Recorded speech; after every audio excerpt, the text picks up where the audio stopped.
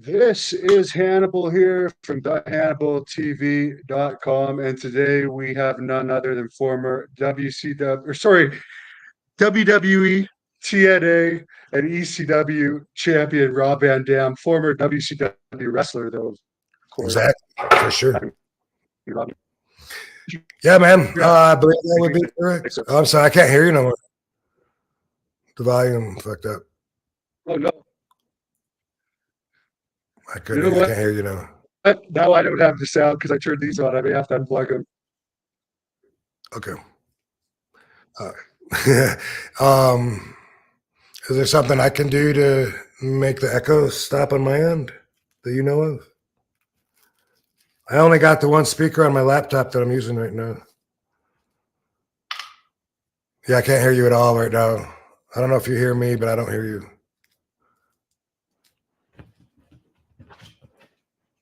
Nothing.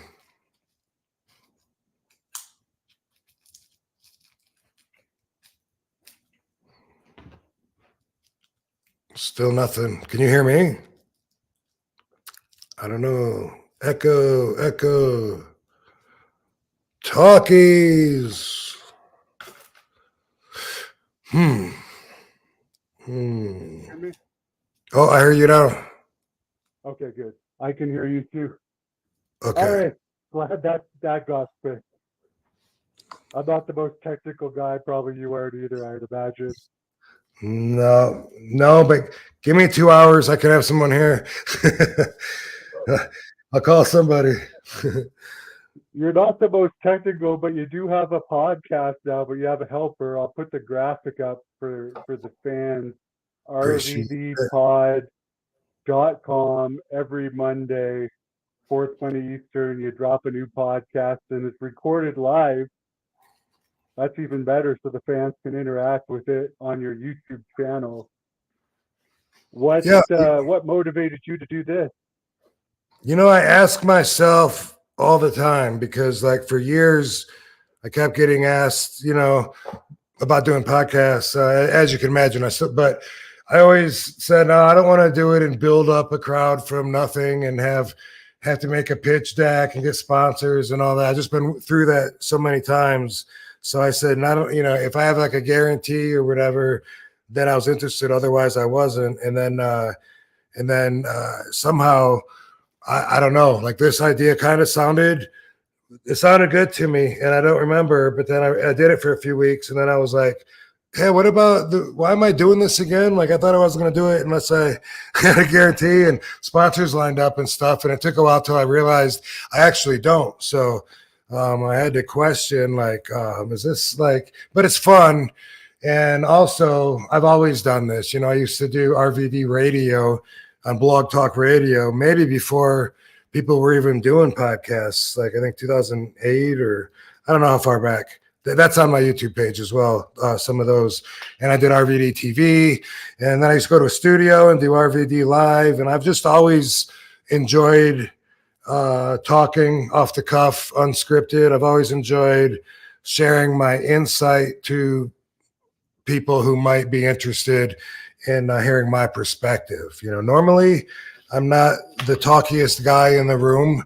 I keep to myself, and loud people disrupt my zen. So times like this where I'm doing podcasts or interviews, I feel like, well, they're tuning in because they want to hear my take on it, so it has value there. Otherwise, I normally keep to myself. So I've always enjoyed that. I'm having fun with One of a Kind podcast. All I'm doing is the interviews, and I got a crew of two that I'm trying to keep them on the same page, because I don't know. I mean, you know, our numbers are coming up from down, so I got all kinds of questions on algorithm that I don't understand, and I'm not sure that everybody on my crew understands it either. I think we're still experimenting because of the conversations, you know, like maybe this is messing it up. No, because the numbers are going up, so it proves it, so it's doing better. And I don't know. I swear I could probably swear less. Maybe that would get the numbers up. And I am thinking of having my guy edit, but that's just not me. I normally don't believe in censorship overall. But having said that, just for this purpose, if it has a purpose, it has value, then we're talking about something else. I smoke. I don't know if YouTube holds that against our numbers or whatever, doesn't get behind us. But either way, we're growing, and it's been constantly on the grow. And like I said, I'm having fun with it. Just not preparing, but having my guy Dominic ask me questions about wrestlers, or if there's something I want to talk about, then that's my platform to do that as well. One thing I noticed about you is you're honest. I've been around the wrestling business a long time, and a lot of wrestlers bullshit and exaggerate, where you don't try to put yourself over in every situation, and you kind of tell it like it is about wrestlers. Because I've met some of the guys you've talked about over the years, so I know that they're actually like how you describe them. Yeah, that's something that I take pride in, and a lot of I call my values RVDology, because this is the way that I live, and I share that on my YouTube page with full episodes. And at the end of the podcast, I usually talk for a few minutes, spread a little bit of my perspective and insight, because the feedback I get is so worth it. People telling me, wow, I needed to hear this. I didn't know I needed it, or you really helped me out so much. Or even just people telling me that they appreciate my values in life and it helps them with their problems. I mean, that's awesome. What could be better than that? So I try and always make an effort to do that. And one of my values is honesty. I pride myself in being really honest. And awareness is the first key when you're trying to adapt one of these values into your life. Be aware. So that means be aware when you're not being honest. Be aware when you're being honest when you normally wouldn't be. And the more you're aware of it, the more prevalent it becomes, the stronger part of your life it becomes. And that's how it works. And pretty soon it's one of your values as well. So I've always prided myself on being really honest. And like when I met Katie, it was really refreshing to know that she believed me, like right off the bat, because my evil ex, who I was married to, no matter what I said, she translated it to mean something else. I could literally, and now knowing the bigger picture, I know that we weren't a good match for each other. There was all kinds of chemical imbalance going on, which made life much harder. So it comes out in moments that you can't just take these moments by themselves and then say, that bitch, one time I said this, or she was fighting about forks in the drawer. I know the bigger picture, that's just where it's let out. But she didn't trust me. She didn't believe me, probably because she didn't trust and believe herself, because she knew she was lying and being dishonest. But I mean, I could say good morning. I know you're trying to start a fight. That's what it felt like. And with Katie, I told her, like one of the first times that we were talking, that I pride myself on being honest. And it was amazing that I knew she believed me. And she never accused me of lying, because all it takes is one time of someone telling me that they believe I'm a liar. And in my mind, that means I've got no credibility with you whatsoever, because I'm either a liar or I'm not.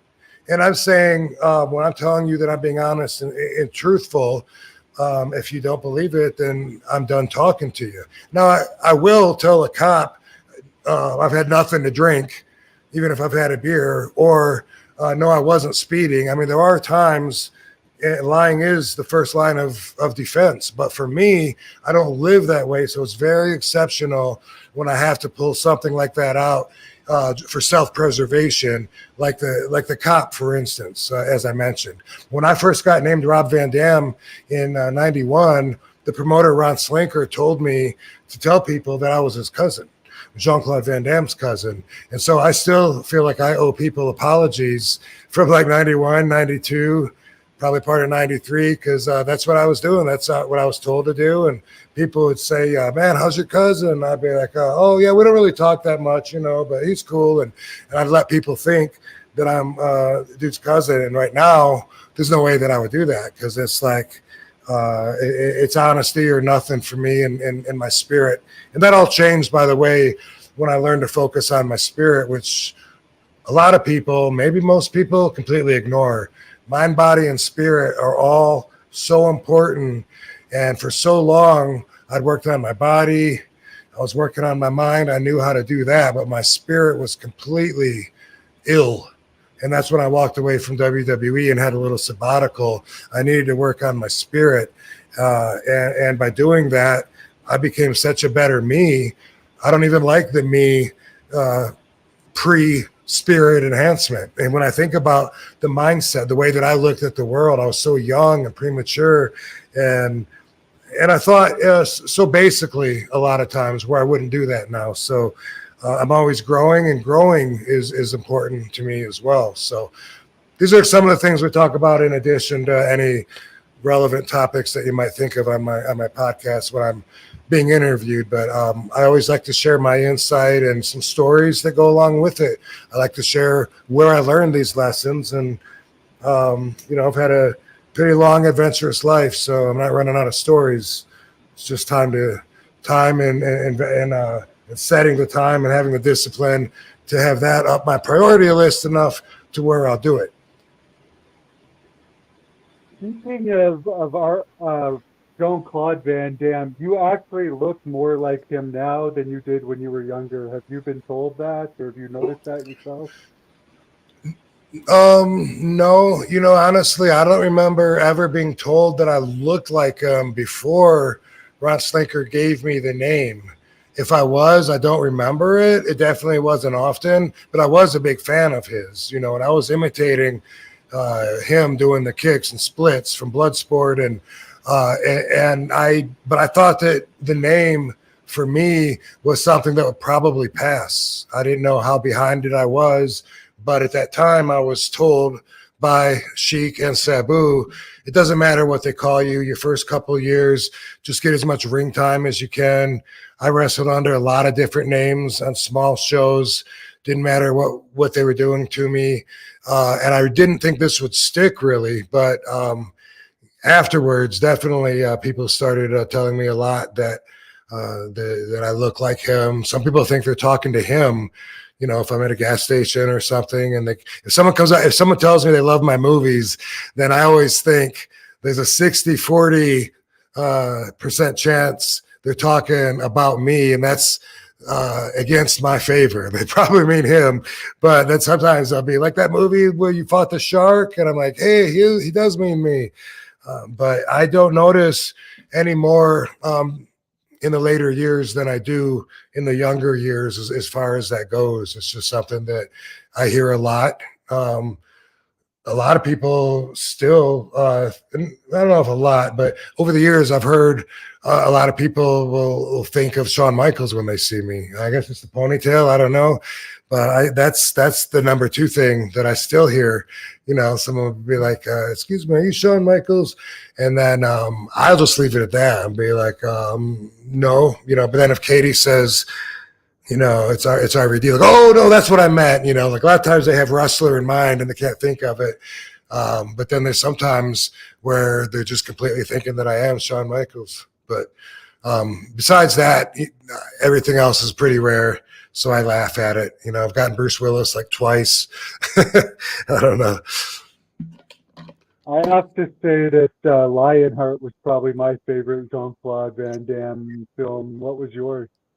Well, by the way, I patterned my singlet after what Jean-Claude wore in Lionheart, specifically when he was fighting in the empty swimming pool, and he had the black singlet on. That was my first wrestling outfit that I went and bought. And eventually, Giant Baba wanted me to wear bright colors, so I started getting them airbrushed. And he wanted me to wear boots. So again, thank you, Giant Baba, for extending my career with the boots. But if I have to pick one, I might just go with Bloodsport as the original, which it wasn't his first one. He did Black Eagle, and there was No Retreat, No Surrender. My first couple movies were with the same production company that made No Retreat, No Surrender. So that was cool. I did Blood Moon and super fights with seasonal films. So I thought, yeah, I'm following in his path. This is cool. But I loved that was Billy Blank's movie. Kickboxer. I love that. But I guess I like the whole idea of the Kumite and the whole roundness of the whole story, the way it comes together with the blood sport. So that might be my favorite, possibly. Yeah, hopefully they'll do a remake of that. They did the Kickboxer remake, but they haven't done the Bloodsport one yet. It's about time for the recent rumors. Yeah, definitely. The rumors that you are going to have a retirement match with Sabu coming up sometime this year. Is there any validity to those? So Sabu wants to have a retirement match this year. I found that out talking to him about a documentary that I'm going to be producing on Sabu. Joe, my business partner, Joe Clark from Back Row Studios, he and I made my documentary Headstrong together. We did the whole thing by ourselves, and he's got some other stuff. If you want to look up Back Row Studios, he's done some good stuff, and he did one movie. It's named after one of the roads in LA. I think I call it Alameda, and that's not right, but it's one of those roads. Damn it, not Alma Street. Anyway, this dude starred in it, directed it, produced it, everything, and I was blown away how good he was in it. With everything, I was really impressed with him. But one of the future projects we want to do is a documentary on Sabu. We met with him to talk with him about it last week, and Sabu mentions to us that he wants to have another match, which I couldn't get him to come to Japan. A couple of years ago, I was working with Noah. Noah really wanted me to bring Sabu. You can lay down completely flat on the flight like a bed, and all you got to do is stand on the apron and be my partner, but he was against it. Now he's feeling better. I'm sure time is a factor, time away from the ring and time overall, and so his body's feeling better. He's able to work out more than he used to, and that's having that looping effect. He's feeling better because he's working out. He's working out because he's feeling better. He tells us that he does want to work on getting himself ready to inspire him, to keep him going, and to have one more match in 2024.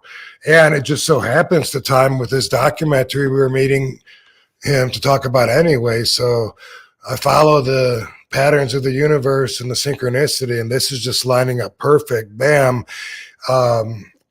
He didn't mention, I asked him, does he know who his opponent is? And he said no, that he didn't have one yet or a match yet. I did see him mention me on, I think it was the Jerry Briscoe and John Layfield podcast. And we did say years ago that'd be cool if we did a retirement tour, if we both wanted to quit at the same time, which was feasible in the past because Sabu's always been nothing but wrestling. I knew he would wrestle until he put himself in the grave. Whereas I was always interested in other businesses, and I do some acting, and as an artist, I like to do stand-up comedy, whatever. Just, I could see if there was a reason to, I could see me being okay with moving on or retiring, and Sabu still, being older, that working out, so that with time we could do a tour. He was saying we could go to all the territories that we wrestled in over the years, go back to Australia for one final, tour, Japan, England, everything. So we talked about that, and that's all we talked about was years ago. Realistically, now, I would be, of course, interested in being his last opponent and wrestling with him. I doubt it would be my retirement match, as I'm not even thinking about retiring. Even when I think about not taking wrestling bookings anymore, I don't think I'll make a big deal about it and retire. You had some pretty good showings in AEW recently. One of the matches was against Jack Perry. What do you think about this whole controversy with Jack Perry? They still haven't let him back after that skirmish with CM Punk. The craziest thing is that it's so representative of how much the business has changed since you and I have been around it. It's gone from old school, good old boys, closed, locked door society to being a work-friendly environment that has to pass social standards, an equal opportunity employer. And I mean, obviously society has forced that to happen, but I'm still behind those closed doors for a lot of the time. So for me, observing it from my perspective, it's amazing to see how much it's changed, because it was meant way back in the day to be as racial or as homophobic or as politically incorrect as it was. I mean, it was meant to get heat out of stereotypes, and it was meant to be something that people on the outside never saw. You know, I still, like in 97, maybe 98, in Boston, I remember when the person that worked at the building, it'd be easier for him to cut through the dressing room to go from the catering, from the kitchen to the catering, and he would come through with a big tray of all these hot dogs. And Sabu was still so kayfabe. He would kick the guy out of the dressing room, and he would slap the tray of hot dogs. They're all over the place. And stuff. I was like, "Get out of here! Don't come back here!" Because that was the time, like when I broke in, like it was changing, and it was very much like that when that guy made that movie Beyond the Mat. What was it? Not Barry Bloom, right? Or was it? Barry Blaustein, I think. Yeah, Blaustein, I think so. Yeah. That was the first that I had ever heard of anybody trying to get around in the dressing room and expose it. And I knew that there was a lot of younger guys getting in the business that weren't trained like I was. I could see that. I could see that they weren't as committed as I was into the mindset, you know, and it stood up. But when that guy was there trying to interview us, not only did we refuse to be part of his project, but he was sabotaged in ways he probably was never even told about. He would leave his camera out.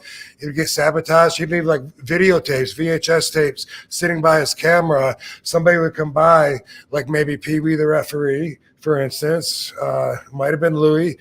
People would come by and grab his those tapes, and they would hide them in holes in the wall, because the wall had like wood, and then there'd be spaces where there was just 2x4s above where the paneling was, and boom, boom, boom.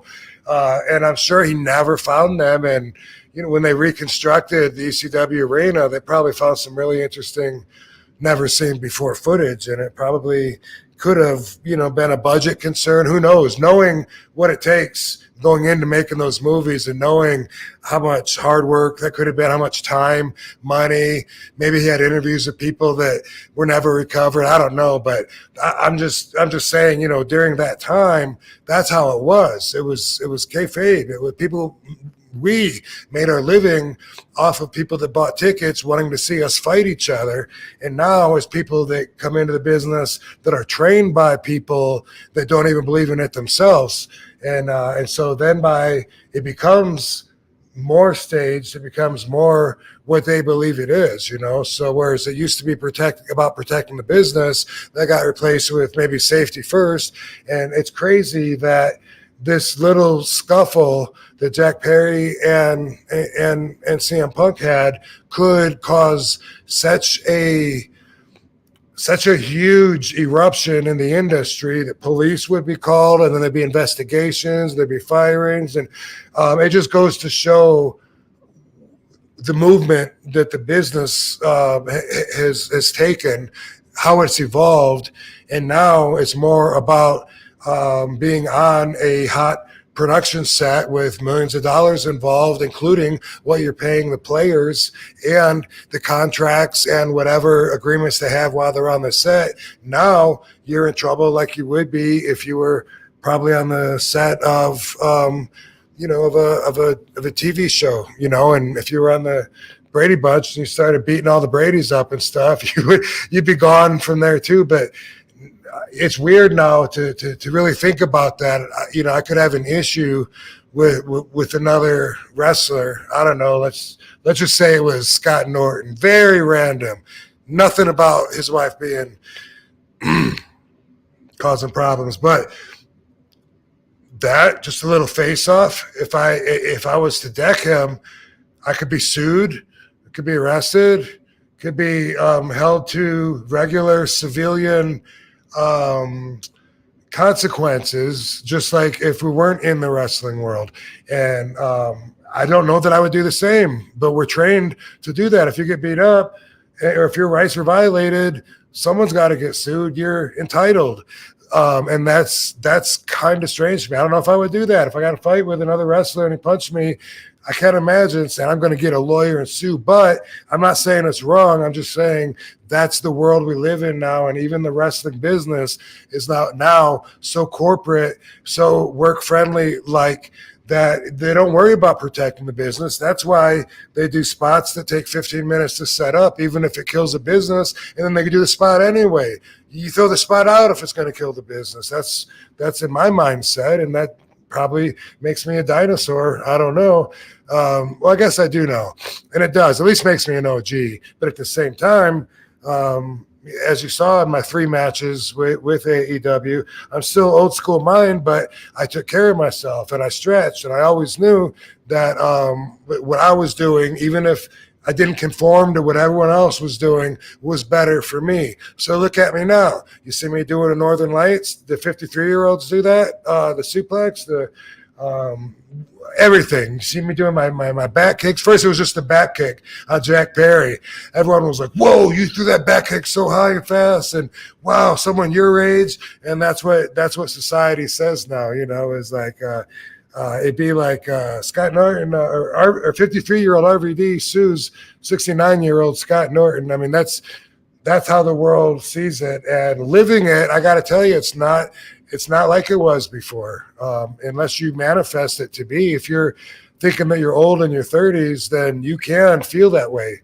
I mean, you can do that to yourself. But I'm happy to tell you, and I'm sure.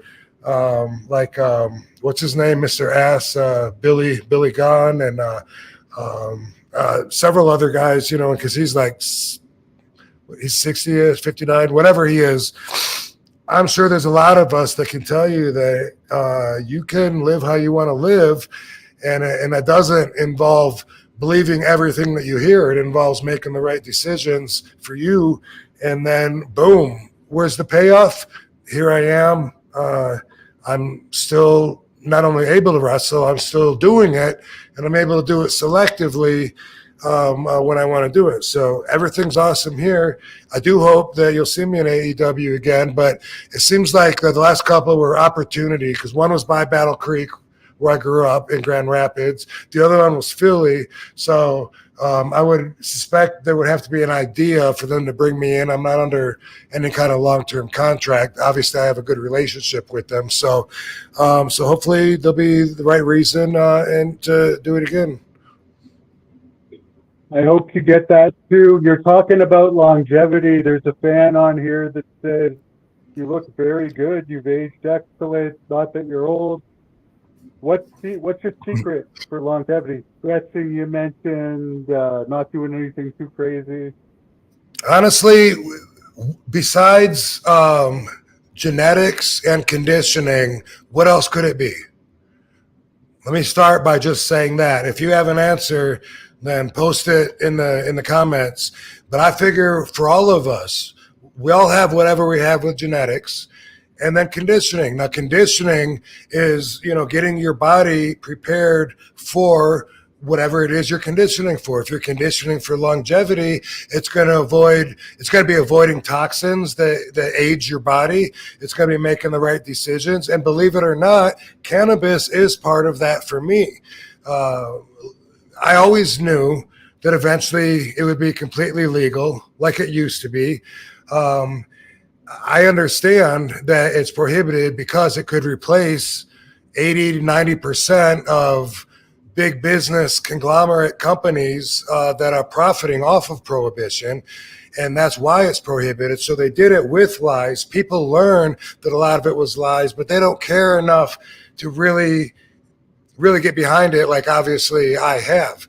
I know how much it could help, like cancer patients, people, and I put them first just because, firsthand experience. I've seen them, and I know it's against policy to even recommend cannabis to patients that are dying, that don't have an appetite, that can't eat, that are wasting away, that can't sleep, that are just living with overall uncomfortableness. All these things that when I was in California, all these things were legal by the state, but because they were federally illegal, the federal government says there's no medicinal value, even though they had the patent on medicinal marijuana and gave Marinol, which is 100% synthetic medicinal marijuana, to patients for years. But that was their hypocritical stance on it. And knowing that, the big businesses like the City of Hope that deal with cancer patients, it's their policy to watch people suffer and not mention something that could help them all. Why? So that we'll use plastics and textiles instead of hemp. That's really what it's all about. So we use pharmaceuticals.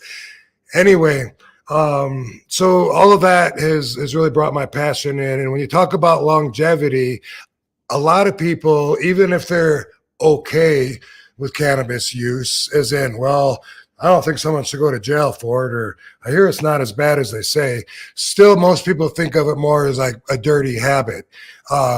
I don't. Many people that, like me, know that it can be used productively with a healthy lifestyle to actually increase your life expectancy. I learned that from my mentor, Jack Harrer, who is one of the very top OGs in the world of the cannabis plant.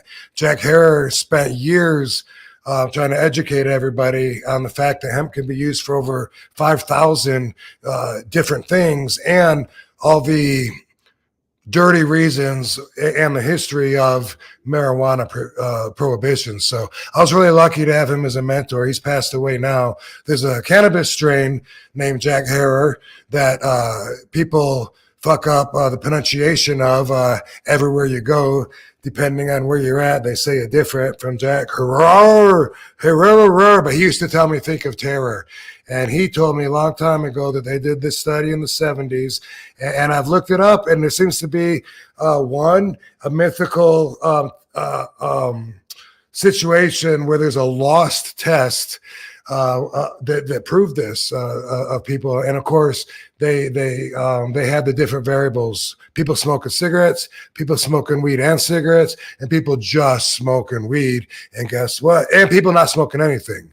And the people with the longest life expectancies weren't the people that didn't smoke anything. It was the people that smoked weed. And I'm not saying everybody should. I'm saying I've been studying it for decades. This information I'm giving you now is going to come out during your lifetime. You're going to find out. But right now, they don't do a lot of studying. It's been banned since Mayor LaGuardia decided to study in the 40s marijuana to see if the reasons that it was prohibited were the reasons he should do it in New York City. And when he came back with all these contradictions, Harry Anslinger, the head of the DEA, prohibited all future testing on marijuana.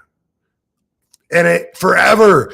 And now that it's quasi legal, we're starting to learn more and more as we're looking at it. But just a few years ago, and it still does technically exist, his ban, as does the stamp tax law, the tax stamp law, which is how they outlawed marijuana here in the United States. Back in 1937, you had to provide a stamp to the government in order to get permission to grow hemp. But in order to get the stamp, you had to already be growing hemp to prove you deserved it, and you had to show it. And it was like a loop where there's no way in, and thereby it prohibited because it was impossible to go through their system. And anyway, that's a quick education for you right now. But what I'm telling you is, conditioning is what you eat, It's how you take care of your body. Stretching is good. Working out, exercising, all of that is good. What you eat, avoiding cholesterol, and I take a lot of different supplements to help increase my blood flow. I keep up with my body. I'm not working for a company under long-time contract now. So I, as owner of my brand, I've been going and getting my lungs x-rayed, my heart x-rayed, and some stuff that bothers me, some stuff that doesn't. Two different doctors told me that after 30 some years of pretty heavy smoking of the reefer, my lungs are clear. There's no sign of smoking. There's no discoloration, inflammation. So take that as you will. But I feel like there's a lot more learning for everybody to do if they really wanted to get the most benefits, which most people don't. They'd rather not hear about marijuana. They think it's dirty. It's something like, but in reality, when we learn to utilize it, you can make everything in your house out of it, not just the lumber, the actual paint, the lacquer, whatever you put over it, primer, everything. It used to just be like shitty t-shirts. But I learned that you can use hemp to replace everything. You can eat it. You can use it for shampoo. Henry Ford made a car out of hemp that was stronger than a normal car, but weighed less. And it ran on hemp seed oil for fuel. So we could be self-sufficient and literally theoretically grow our own supply and take care of ourselves, which was the idea behind that whole program that was introduced to the World Fair in I think 41 or something. But then what about nylon, and what about plastics and textiles, and what about things that the one percenters that really own the world, what about where they're making their money? So they're changing over, so they're going to be able to make money off cannabis too, but they're the ones that profit from prohibition. And if you didn't know that, I'm honest. If I'm honest, I'm telling you the truth. Definitely. I see you got a little cat or a dog behind you there, black. What is that critter? Yeah, Barbie. Come here, baby. Barbie is a come here. Oh, Brussels Griffon, they call it. It's hard to see her black face. Oh, there you go. You show up. A lot of times the pictures, her little black face doesn't show up good. But good job, Barbar. She's a Brussels Griffon, and they have short hair and long hair. And we fell in love with the breed.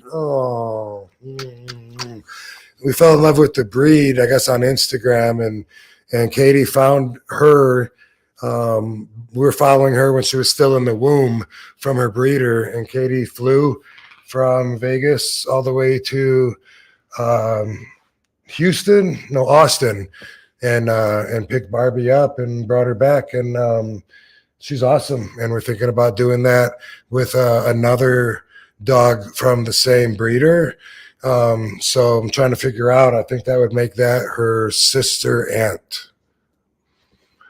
But we love dogs. We just had one pass away a few weeks ago, and Katie had that dog when we met, and maybe 5 years before that, or 4 or 5 years before that. So long time, 13. She just turned 14, the dog. So that's always really rough, to get through, because dogs are so awesome, and they just give you unconditional love all the time. So unfortunately, they don't have the same life expectancy as us, but RVDology tells me, and I tell everyone that's listening, if you think for sure that you're going to outlive your dog, you're not being honest with yourself, because tomorrow is not guaranteed. And that's always my perspective. That's not just something I got to remind myself. It's something I remind other people, but that is my perspective. So I notice when people say, oh, it's sad knowing that someday I'm going to have to bury grandma. You don't know that. You don't know what's going to happen to you tonight. And I can tell you about so many friends of mine, of yours, of the listeners, people that that died in accidents. And guess what? They had plans. Brody Lee, on Christmas. He thought he was going to be there for New Year's. He was making plans with his family, right? That's the way that life is, honestly. And I'm not saying that to take away anything but blissful ignorance. And I just think being honest like that gives everybody a clearer perspective of the right way to live, instead of living as if just everything's gonna work out. You got a 30-year mortgage and you already know at the end of the 30 years what you're gonna do. No, you don't. I can tell you right now, you don't know for sure what you're gonna be doing in 2 days. Neither do I. But we have to plan on being around. We hope. And that's the best way, is even if you say it silently to yourself, when you say, well, I'm going to be in Canada next month, even if it's to yourself, try to be like, hopefully, or God willing. Because if you just spit it out like fact, then you're living in a world that's not real, dude. Unfortunately, I can tell you, because I've lost a lot of people and had to deal with it and had to deal with making that real. So just telling you, we don't know, but we hope for the best, and you get a dog, and the dog's only supposed to live, 10, 12 years, and you're supposed to live 80, whatever it is. Guess what? It doesn't work out that way always. And I can tell you, I looked it up. I looked up the top 10 causes of human death. Not one of them says old age. People don't live their whole life expectancy and then just die from reaching a certain line, a certain age. There's other complications that come with being old, and those are all factors on how you've conditioned yourself over your life. Also, crossed with some uncontrollable factors too. But that's some RVDology for you. I don't know how long you're going to live, and neither do you. But if you want to live longer, then you got to live in such a way that will provide you better expectations. Very good advice and ideology for sure. There's a fan on here, Dustin, wants to know, what's your favorite crime mafia family to read about or watch on YouTube? I know you're a big fan of that. Yeah. It's interesting because I've been reading books and watching documentaries and interviews for so long. Sometimes I go back and reread, but I have a different perspective now, because now I know more of the background that didn't make as much sense to me before. And so I get stuck in that world, and it's fascinating. And sometimes I'll pick a family too, and I'll just be, I'm gonna learn about Chicago today, make that my go-to, but not just Chicago, but when in Chicago, because I go back to Al Capone and then Frank Nitti. Do I go ahead to like the Family Secrets era, which is cool because these guys were alive during my time. I think 2007 might have been Family Secrets, where so many guys got busted because Frank, what's your name? It begins with a C, not Colada. I'll get back to it, but anyway, he told on his dad, flipped on his own dad more wire, and that's what always happens, is they flip. But so sometimes, anyway, I'll stay on Chicago, like in during this area, or a certain guy, Jimmy the Weasel Fradiano. Let me rewatch his stuff, or Hollywood in the 40s. So I switch it around a lot and stuff, and I love the New York stronghold of the Italian mafia, but I think that I find West Coast stuff a little more interesting because I feel like there's not as much about it. The California mafia wasn't necessarily considered that strong. So, there's a few characters like Mickey Cohen that people know about. If you're not into it, then you don't know about maybe anybody else, the Milanos and oh no, what's Jack? Anyway, shit. Now I'm blanking on some of the Jack. damn it, he was the guy forever from New York. Anyway, I talked to his cousin, no, his nephew. I think California. I think that I love the movie that everyone loves, the Martin Scorsese on Henry Hill. Phew. I feel my sugar dropping, and it's awesome because it makes it hard to hold thoughts when my sugar drops. Hold on a second. I can look it up. Are you okay? Yeah, no, let me just get something. I get hypoglycemic.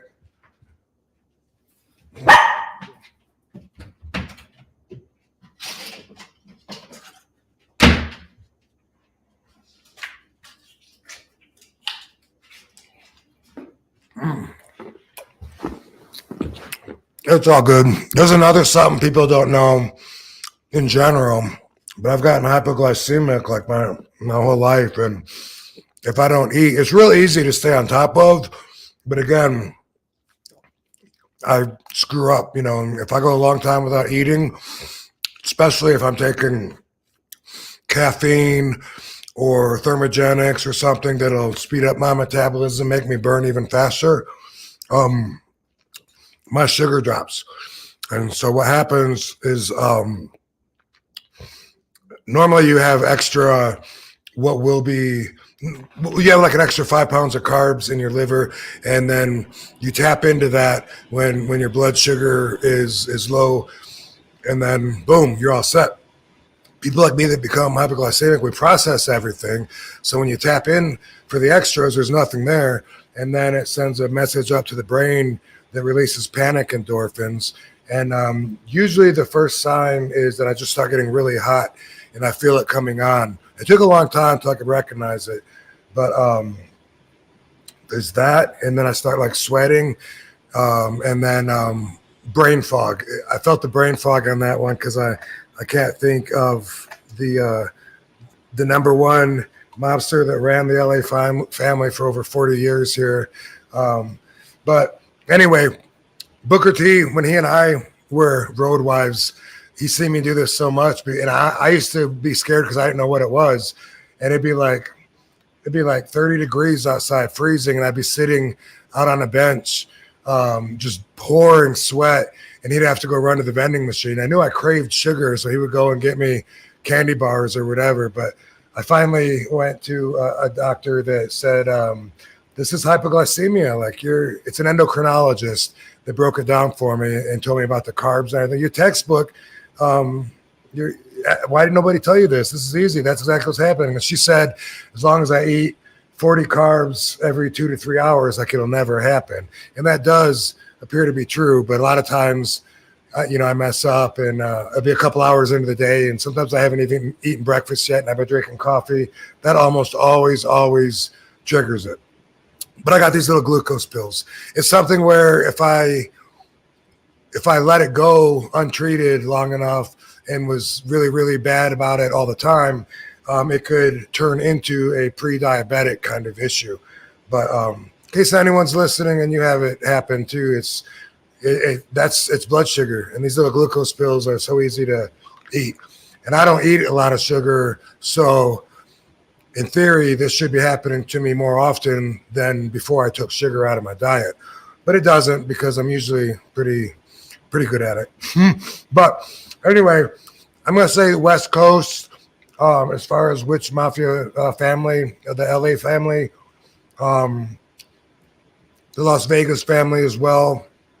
But they all work together with Frank Bapinciero in San Diego. And the Las Vegas mafia, the last known mafia killing and activity was in 97. So I'm sure there's still characters out here. In fact, I know because I've met some of them. But as far as organized crime having a hold on Vegas here, I doubt the Italians are even the top one. And my interest doesn't go into the Chinese mafia and the Albanians and all that. It's strictly Italian, La Cosa Nostra. That's my my go-to that I like to read and learn about. So everything kind of like Chicago controls like everything west of the Mississippi. So even if you're Johnny Roselli and you're extorting the unions in Hollywood here or in LA, you still got sent from Chicago. And the guys in the LA family were from Chicago, also Ohio. But that's the way it is. Chicago was in New York, had the 5 families, so they're the strongest. But there's like 26 families all around the country, 24 to 26, depending on what you read, exactly like the wrestling territories. Yeah, and back in the older days, there was more mafia interactions with wrestling. I know in the Montreal territory for sure there was. Yeah. And Kevin Sullivan has told me some other stories that I won't get into publicly, but I'm sure you've heard some stories about the connections of the past. Yeah, of course. So Vito Rizzuto was he came down here and did some famous killings and some business, but I think him and his family, I believe, ran Montreal for the most part, if I'm not mistaken, with Vito Catroni. As you can tell, cannabis has totally fucked my memory. I just like this. Good Catroni was Dino Bravo's uncle-in-law. Right, so I find that fascinating. Yeah, and he was most likely responsible for Dino Bravo's death. So, yeah, something I'm interested in. My mind's like a steel trap, and facts are important. And the thing about nonfiction is it all relates to itself. Like everything is connected, as opposed to like the Marvel universe that has to connect within itself. And all the way back to our president JFK being shot, but corruption within all of our systems, because of the unions, but also because of politicians, like they've always been really, really strong. And I guess one thing that fascinates me is just how different a mobster's life would be than mine. And I not only have guilt and compassion and empathy, I would probably pull over and cry if I was to be driving and if I hit an animal, a dog or something. If I killed it, I'm sure I would. It'd break my heart, is what I'm saying. These mobsters, it's just their way of life.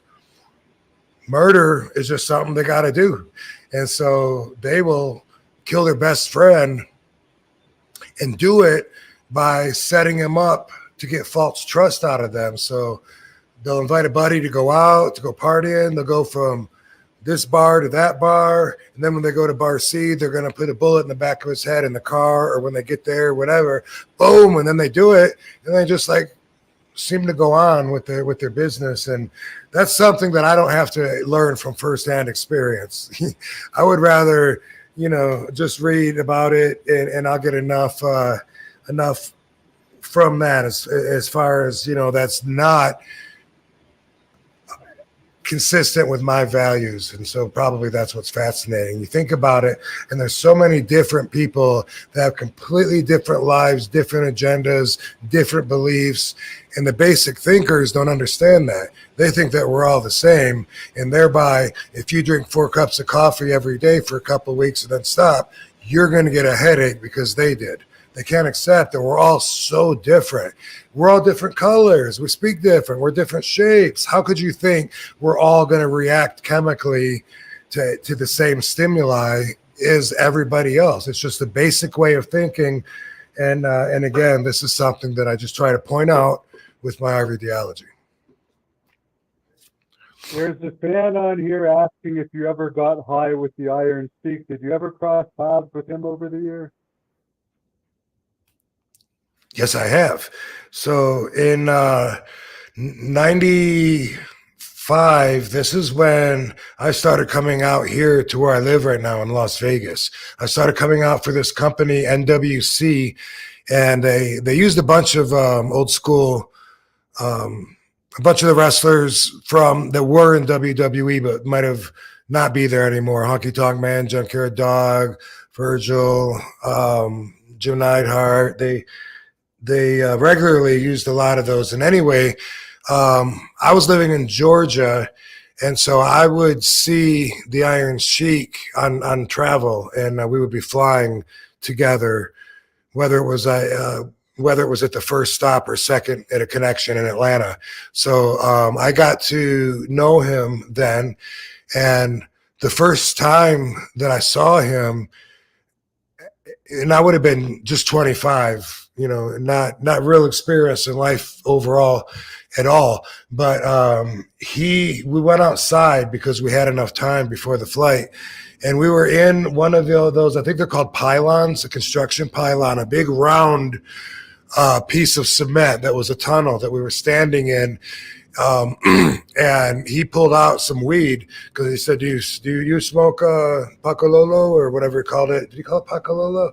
And anyway, I said, I do. And he wanted me to roll us a joint. I was like, oh, I can't roll, which I didn't know how to roll at that time. I was smoking pipes or bongs, and that was it. I hadn't any experience rolling. It's okay. You go ahead. You roll okay. And I was like, damn. It was like windy, and we're outside. And he had, and I didn't know how to roll. And so he gives me a piece of rolling paper that's all wrinkled up. Unwrinkle it. I'm looking at it, and he gives me some bud in my hand, and I'm like, I'm trying to break it up and sprinkle it, and it's blowing all over from the wind. And I'm sure I rolled what probably looked like a piece of taffy in a wrapper with two twisted ends. It was definitely pregnant in the middle, and I was like, I think you should roll it. It's okay. And so he lit it. We smoked it. However, that thing went down. And I learned one thing that I would hear him say many times over the years: everything okay in moderation. May not be the best Iron Sheik accent, but those were the words. Everything is okay in moderation. And I've heard him say that so many times, which he's saying, especially when it comes to drugs. And think about it with other things too. It's a pretty good thing to live by. On the outro of my Iron Sheik story, something that I think is very funny, and perhaps you guys will too. The promoter, TC Martin, had us staying together, Iron Sheik and I, in a room. And this was probably the second or third trip that I'd done with him. I don't know. But he left to go to the airport ahead of me. Big surprise. I'm a last minute person. So he got on a hotel shuttle or a ride when I was still laying out by the pool with Sabu and with Zuma, Tom Howard. I can't remember shit with this weed. Just joking. The details are important.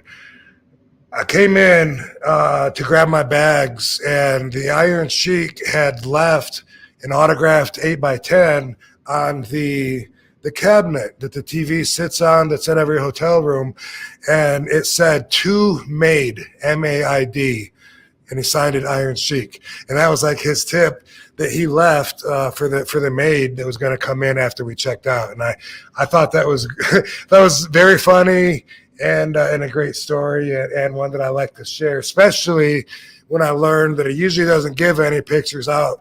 He tries to barter them, and his range of what he will accept for an autographed picture could go from 10% off what we just ordered at the drive-thru, or he could be trying to get management to front some lap dances at a strip club to us. So the value is definitely circumstantial on those.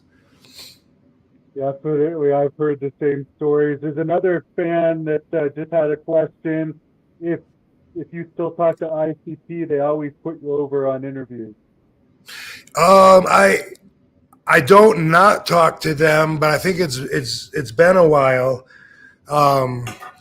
We came up together. So when I was just training, sometimes we would train together, you know, and I built a ring and they would come over, at least Joe would, Joe Bruce. I always knew him a little more than his partner, but Joe Bruce was the one, as I understand it, that was like the meat of ICP. And I knew them before it was Insane Clown Posse, when it was Inner City Posse with the dog beats.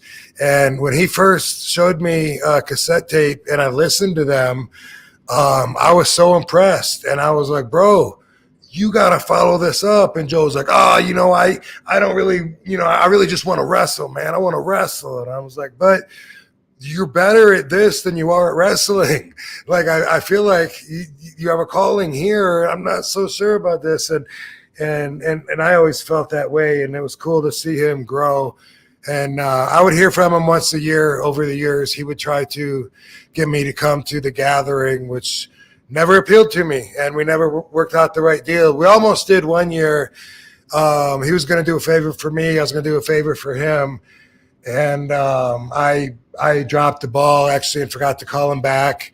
And then when a third person told me that he told them that, oh, he's right. Yeah, I guess he's right. I was supposed to call him back, and whatever, wasn't meant to be or whatever. But yeah, you know, those guys. I saw Rudy, who recently, like, I'm talking to him for 2 or 3 minutes, so I realized who he was. I had to ask him, like, dude, are you Rudy? Like, why? Because he just acted like, because I hadn't seen him in 10, 15 years, and like, it's weird when someone just starts talking to you as if, you know, he's not super happy to see you, but just to be like, hey, dude, yeah, so weren't you at that? I heard you were at that one thing last week or whatever. Yeah, man. Just start right into a conversation. I say, wait a minute. Can I, you know, as they say, address the elephant in the room? Dude, how long has it been since we've seen him? Dude, how am I supposed to know that's you, bro? Damn, Rudy. So they do that. But fans do that to me as well. There's 2 different ways that fans react to me when I'm walking by them at a restaurant, the airport, hotel, anything. If it's a walk by kind of acknowledgement, there's either the excited one, RVD. Oh, wait, RVD. I can't really do the D right now. RVD. Something like that. Or they'll walk by me and they act just like we know each other and like we see each other every day. Walk by and they'll be like, hey, man, how's it going, Rob? Or like, hey, what's up, RVD? I'm just, hey. And that one throws me more than the other one because, you know, RVD, I'm kind of more used to being some excitement. And I think, like, what is behind the mindset of the guy that just comes up, you having a good day, Rob? And just keeps walking by. And then but it's cool, you know. I'm just a real dude, and they find that out right away when they feel my genuine vibes. And if someone says, can we get a photo? And I'm like, yeah, sure. I already know they want it. You know, they don't even have to ask if I see it. I see your wife standing there with the camera. Let's do it. Sure, bro. You know, so it's all good. But I hope to talk to ICP sometime again soon, but I think it's been a minute. Last thing I'll ask you about today, because we kind of cover UFOs on this channel too, some UFO topics.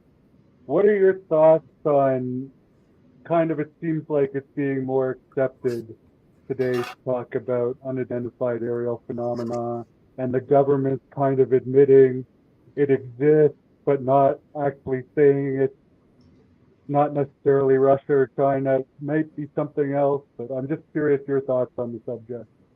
Yeah, I thought it was going to be really huge, and then like maybe it just blew over, just like somebody's potential heat in the business recently looked like it was going to happen the same way.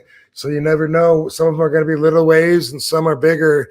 It depends on who's ready to hear these things and when. So my take on it is I've always believed that, of course, it's possible. You know, one thing that I find basic thinkers are not comfortable with is admitting that they don't know something. It makes them uncomfortable. And me, I'm fine telling you when we die, guess what? I don't know what's going to happen. Now there's so many Christians right now that are going to think that was sacrilegious, blasphemous for me to say. And maybe they're going to even come after me and say, I must not have faith if I don't know for sure that I'm going to end up in the pearly gates, whatever, dude. You know, hey, you don't know either. How do you like that one? So, to be honest with yourself, you have to look at it that way. And there's a lot of things.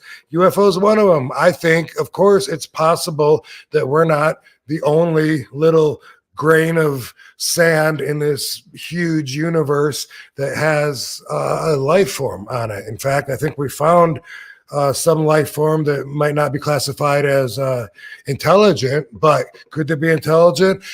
Absolutely. And could we have been some kind of a genetic offspring of a being from another planet or beings, a society, whatever? Absolutely. Of course. We could just be like pollen blowing through the universe that landed here. That could have been just like what happens with when Big Mama marijuana is ready to bud and the pollens come off the male plant. Look, I don't know, so I'm not going to say, of course. And people that do, I don't even want to talk to them. But if you ever watch the TV show Ancient Aliens, they throw out some incredibly convincing, what I'll call facts when it comes to the pyramids and how they're lined up with maps that you could only see from the sky, and how certain constructions of rock that were built thousands of years ago were made perfect as if they were created with the machines that we still don't even have today. Perfect lines, perfect symmetry. There's a lot of things, and watch the show, because that's just one area, but there's so many, besides the fact that studying Greek mythology when I was a kid, I realized that there was so much in common with what I was taught before that with Christianity. So why would I say I know for sure that it was Noah, and he had two of each animal on his ark, and the world was flooded? Because the Greeks say almost the same thing happened, but now it's Deucalion. And Deucalion and his wife threw rocks over their shoulders to repopulate a male or a female after the big flood. The Vikings, the Indians, they got their own versions of the flood. So is it possible that the story got changed or altered a little bit over the years? Yes. That doesn't mean that it's true, but is it possible that it really did happen and everyone went their own way and told their own story? Sure. So if you're gonna open up your mind enough to say that's possible, then how about the possibility that maybe it isn't a guy in the sky, but instead a creature that lives on another planet? And really, what's the difference anyway, prospectively? And with Greek mythology, I had kids at school telling me they were so confused, because they believed in Samson because he's in the Bible, but they couldn't believe in Hercules. Well, couldn't they be the same person?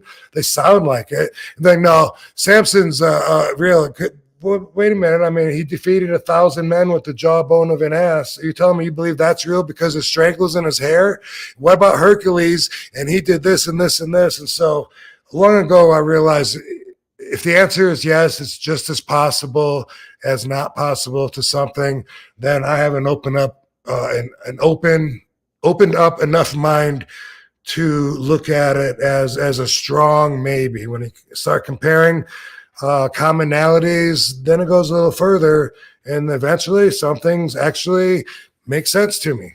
And so then I start actually developing a belief where, I believe that, this is possible, but do I know that? No. And that's what faith is knowing something or telling yourself that you know something without proof.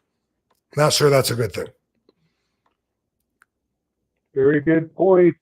Now, there's been a lot of fan questions that we have not answered on here, and I'm going to tell all these fans if they want to be interactive with you.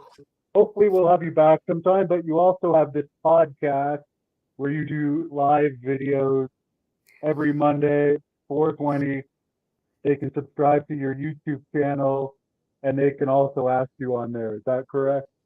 Yeah, I think it goes on Premier Streaming Network first, and then shortly after it goes on. Well, first we record it live on my YouTube page, So we have a chat room and fans there, and that's fun. We've been doing that for just the last several weeks and find it to be way more enjoyable. So then it goes to, I think, Premier Streaming Network, and then it ends up back on YouTube, maybe a place or two in between, wherever the podcast goes. But all of my social media is the Real RVD. So that's where my YouTube page is as well. And because all I do is talk, but they put clips up, as well as the full episodes of my podcast and any other videos that we might be posting besides the podcast. But we've been doing the podcast every week. And, it inspires me to talk like I am right here. My host has a few questions in mind. I may or may not have a few things that I want to address or bring up. But at the end of it, every time, I always think like, wow, that was a fun conversation. Let's do it again next week. Very good. And I'll let you close this off with whatever message you want to give to the fans. Thanks very much for your time. Awesome. Well, here's my Jerry Springer moment then. I end most of my podcast episodes giving my insight, my RVDology. These are values that are constant in my mind. So I don't remind myself, this is how I see things, is with these things in mind always. I find basic thinkers overall, it's not natural for them to have empathy or to think about how their actions are going to affect the other person. And that to me, well, first off, it's a little scary because when I started realizing how common it was, I started thinking like how big of an exaggeration is it to draw a line between an absence of empathy and just psychopathism, where you just psychopathy, you don't even know. And I don't want to get I kind of do want to get too deep, but join me on my podcast and we will. But here's the thing. Don't be a basic thinker. Think outside the box, because nobody aims to be status quo. They're mundane for a reason, so that mundane has a definition. So, look at yourself and acknowledge, accept, and be proud of some of the things that makes you stand out, whether you think you're smarter or it's your body or it's this or you're funny or that or whatever. It could be something that wouldn't even mean anything to me, because guess what? We all have different values. And that's the one thing that I want you to always remember. Keep that in mind. We don't all have the same value. So if you have a talk with somebody that's speaking as if you would have the same values, then they're doing what I call basic thinking. It doesn't mean they're like that all the time, but they're trying to lower you into an unintelligent conversation. Example, bro, you really think that Tara is better looking than Amy? Dude, you're crazy. Well, he'd rather be with Amy than Tara, or Tara than Amy, or whatever. Guess what? It doesn't matter, because we all have our own values. So that's a stupid conversation. There's not a right answer. He's not going to be able to have evidence, no matter how many of his friends back him up, to prove that he was right and you were wrong. And you shouldn't have to be too intelligent to see what I'm saying there. That should be self-explanatory. So just remember, you have your values. Try to make them good values. Try to keep them in mind. Try to strengthen them by being more aware. Write them down if you haven't done that. And if you want to do some inner searching, and then put your priorities, and then figure out what's the difference between a value and a priority. Bam! Tell you what, you will learn a lot about yourself. Oh, this is why I do things. Because a lot of people, and this is basic thinking too, people be like, man, I don't know, what is wrong with my lazy ass, man? Why don't I get outside and ride my bike more? Okay, I'm going to tell you why. You like the idea of doing it more than you like actually going and doing it. In other words, it's not the top of your priority list. If it was, guess what? You would go and do it. Boom. I might have just solved problems that you have with yourself. Apply that to what you will, because we all do that. And I'm comfortable knowing, like, damn, I sure wish I spent a few hours every day working on that Rob Van Dam autobiography. I mean, it's important to me that I write my story. I don't want someone else telling my story. They're not going to get it. I have a one-of-a-kind perspective. Why don't I work on it more? Maybe I'd even get frustrated at myself before I had the growth to accept and realize other things are more important to me. And then on top of that, here's something that I go with, the flow. I go with the flow. When it is important enough, the universe will bring it to the front of my plate, and then there'll be a reason that it's so important to me. That's the way everything works when you're plugged in. And I work on staying plugged in by being conscious of how I'm living up to my own values and not allowing negativity in. A negative comment or thought will knock you right out of being plugged into the wall like an outlet. So don't allow that. And if you're thinking negative thoughts, think good thoughts. Think about being plugged in. If you want to study the universe like I'm doing, now you don't have to, and you're welcome to be a basic thinker. But if you start a conversation up with me and you want to have a basic convo, I don't have basic thoughts. So I'm going to give you the heads up right now. But dude, if you're not sick of hearing me talk like I am, by the way, it hurts to hear my own gravelly, graspy voice. But it happens to wrestlers. Al Snow does it. He didn't even smoke pot unless he's bogarting it. But anyway, tune into my podcast. We do that every week. It's fun. You can go watch 30-some back episodes on my YouTube page right now. Once in a while, we have a guest. Mix it up. Don't really have a format that's pro or against having a guest yet, but thanks for having me on your show. I'd be happy to do it again whenever it's convenient for you. Thank you for watching the Hannibal TV. Please like this video if you enjoyed it and click the subscribe button.